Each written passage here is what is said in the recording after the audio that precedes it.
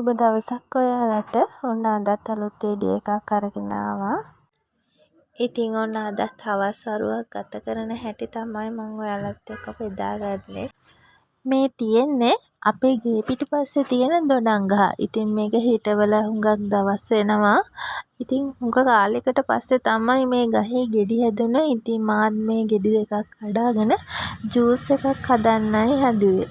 මම මේ ජූස් එකත් හදාගෙන ගේ පිටිපස්සට ඇවිත් පොඩ්ඩක් වාඩි වුණා.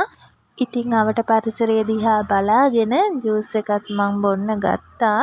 ඉතින් අද අපි යමු රෑට කන්න මොනවද හදන්නේ කියලා බලන්න. අද රෑට ඉතින් විශේෂයෙන් දෙයක් මොකුත් හදන්නේ නැහැ. මේ බත් එකත් ලිපේ තියලා තියෙන්නේ සුදු කැකුළු බත්. දර ලිපේ තමා අපි ගොඩක්ම උයන්නේ. ගෑස් ලිප පාවිච්චි කරනවා හරිම අඩුයි. ඉතින් අපි අද රෑට හදන්න හැදුවේ මුරුංගා හදලා බණ්ඩක්ක තෙල් දාලා පරිප්පු හදන්න කියලා තමයි හිතුවේ.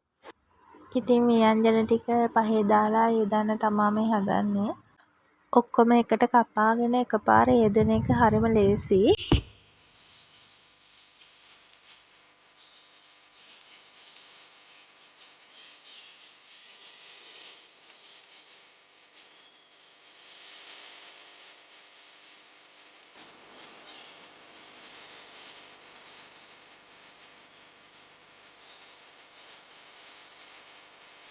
ඉතින් අපි මුලින්ම දැන් මේ හදන්නේ බණ්ඩක්කයක තෙල් දාගෙන ඉන්නයි.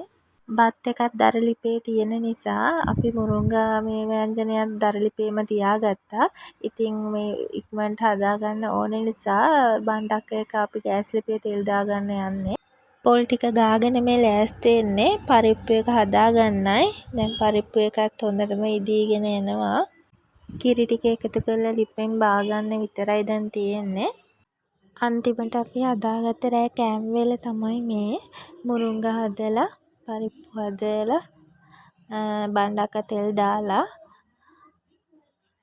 ඉතින් මාළු පිනීමකුත් නැති නිසා අපි සැමන් එකක් මලව ගත්තා.